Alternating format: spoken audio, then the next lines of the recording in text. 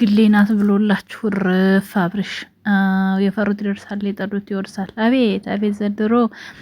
ሰላም ሰላም፣ እንዴት ናችሁ? ውድና የተከበራችሁ በመላው ዓለም የምትገኙ ኢትዮጵያውያን እንዲሁም ኤርትራውያን ቻኔ ቤተሰቦች እንዴት ናችሁ? ደህና ናችሁ? ይህ ሁሉ ሰላም ሁሉ መልካም ነው ወይ? እኔ ጋር ሁሉ ሰላም እግዚአብሔር ይመስገን። እናንተ ጋርም ሰላም እንደሚሆን ተስፋ እያደረግኩ ቪዲዮ ስጀምሩ እንደተለመደው ላይክ እና ሼር ሰብስክራይብ በማድረግ ሰብስክራይብ ስታደርጉ የደወል ምልክቷን በመጫን ቤተሰብ ትሆኑ ዘንድ በአክብሮት እየጋበዝኩ የተሰማችሁን ሀሳብ አስተያየት በኮሜንት እንድሰጡ እያልኩኝ እንግዲህ ትናንትና በሩታ ቤት አይታችኋል። የይቅርታ ቪዲዮ ወይም ደግሞ ሩታ ይቅርታ እንድታደርግ እናቷ ሲጠይቋት ነበረ። ሩታም ደግሞ ከእናንተ ቃል አልወጣም ትንሽ ጊዜ ስጡኝ የሚል ነገር ተናግራለች። አይታችኋል ማለት ነው።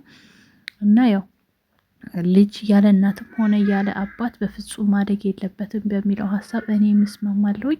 እናንተ የምትስማሙበት ይሆናል ብዬ አስባለሁ። ምክንያቱም ልጅ የወላጅን ፍቅር ማየት ግዴታ አለበት፣ ማግኘት አለበት፣ የወላጆቹ ፍቅር ማለት ነው። እና እንግዲህ ሩታ ተስማምታ ለመታረቅ ብትጠቀም እንኳን አብርሽ ጋር ያለው ነገር አሁን ላይ እውነት ለእርቅ ይጋብዛሉ የሚለው ጥያቄ አይምሮ ውስጥ ጥያቄው አለ ማለት ነው። ምክንያቱም እንደምታዩት እንግዲህ አብርሽ ከሄርሜላ ማንም አይለየኝ የሚል አይነት ቪዲዮዎች ነው እየለቀቀ ያለው። ትናንትም ከትናንት ወዲያም የተለያዩ ቪዲዮዎች እየለቀቀ ነው በቤቱ ማለት ነው፣ በቲክታክ አካውንቱ በዘፈን ማለት ነው። እሷም እንደምታዩት እንግዲህ ጥብቅ ብላ እንደ ሙጫ እንደ ማስቲካ ራሷ ትዳር ላይ ያለች እስከሚመስላት ድረስ ማለት ነው ጥብቅ ሙጭጭ ብላ ቁጭ ብላለች። እንግዲህ ምን ይሆናል መጨረሻው? ምንም የምናውቀው ነገር የለም። እና አንቺ ፍቅር ነሽ የሚል አይነት ነገር ነው እየገለጸ ያለው። ስወድሽ ከሴቶች ሁሉ ምናምን ብቻ የሆነ ስለ ዘፈን ብዙ መንትሉ ስለሌለኝ፣ ግን ግጥሙ ሲሰማ ትንሽ ቤት የሆነ እንትን የሚነካ ነገር አለውና ትናንትና ሩታ ለእርቅ ብትስማማም እንግዲህ አብርሽ ደግሞ ቆየት ብሎ ይህን ቪዲዮ ሲለቅ እንዴት ነው አንዲት ሴት ልጅ ወይም ትዳሯን የምትፈልግ ሴት ልጅ ወደ ትዳሯ ልትመለስ የምችለው? ማለት እኔ ጥያቄውን እንድትመልሱ የሚፈልገው በራሳችሁ ነው። ያለፈው አልፏል። ሁለቱም የራሳቸው የሆነ ስህተት ሰርተዋል።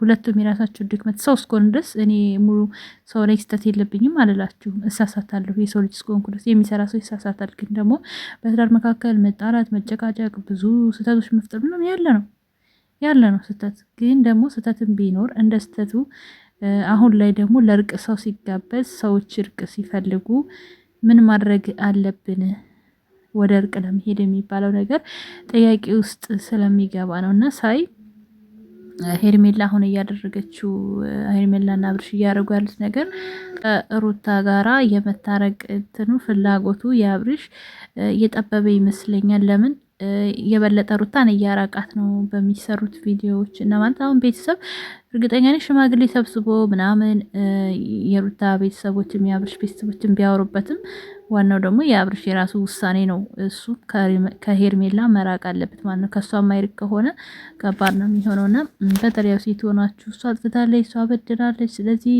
ከእሷ መራቁ ጥሩ ነው ምናምን እያላችሁ የሆነ በትዳር ላይ ትዳር ሰው እንዲደርብ በትዳር ላይ ፍቅረኛ እንዲይዝ እያደረጋችሁ የምትደግፉ ሰዎች እኔ ለእናንተ ምንም ልላችሁ አልችልም። ልቦና ይስጣችሁ ነው የምለው። ማንንም ሰው ማለት ላላደንቀው እችላለሁ። ሰው ሁሉም የፈለገውን ሰው ማድነቅ ይችላል። ግን ስታደንቁ ደግሞ ድፍን ባለጥላቻ ሳይሆን እንዴት ልበላችሁ፣ በቃ ያ ሰው እኔ ብሆን ብላችሁ የምታስቡትን ነገር ብታረጉ ደስ ይለኛል። ከባድ ስለሆነ ማለት ነው። እኔ አሁን ለምሳሌ ሩታ ብሆን በሉ ሴቶች ናቸው አይደለም፣ ባለቤቴ ከሌላ ሴት ጋር ሄዶ እንደዚህ አይነት ቪዲዮ ሲሰራ እኔ ስቄ ነው የምቀበለው? ታረቂ ሲሉኝ ታረቃለሁ? ይሄን ነገር ጥያቄ ውስጥ አስገቡት ማለት ነው። እኔ ብሆን ብላችሁ ነው ማንኛውም ሰው፣ በተለይ ሴት ሆናችሁ የምትፈርዱ ሰዎች ማለት ነው። እኔ በሆነ ባሌ ሌላ ሰው ጋር ሄዶ እንደዚህ አድርጎ ሲመለስ እቀበለዋለሁ ወይ ብላችሁ ራሳችሁን ወደ ጥያቄ ውስጥ እንድታስገቡ ነው የምፈልገው።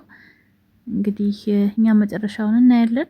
እየተሰበሰበ ወደ ማለቂያው ይመስለኛል ያለው ነገር። መጨረሻው ምን ይሆናል አናቅም። መጨረሻውን ሁላችንም አብረን የምናየው ይሆናል። እንግዲህ መጨረሻው ገንፎ ሲበላ ምናምን መሆኑን ደግሞ ያው በዚሁ ልንገራችሁ ብዬ ነው። ውድ ቤተሰቦቼ ሳየው ቪዲዮ አላስችል ብሎኝ ነው ወደ እናንተ የመጣሁት። ብዬ የሆነ ነገር ብያቸው ልለፍ ብዬ ነው ከምጠፋ ማለት ነው ውድ ቤተሰቦቼ። እና ለማንኛውም ለሁላችንም ማስተዋልን ይስጠን። በጣም ከባድ ነው እውነት ያለንበት ጊዜ። ማስተዋልን ይስጠን። እወዳችኋለሁ። መልካም ጊዜ።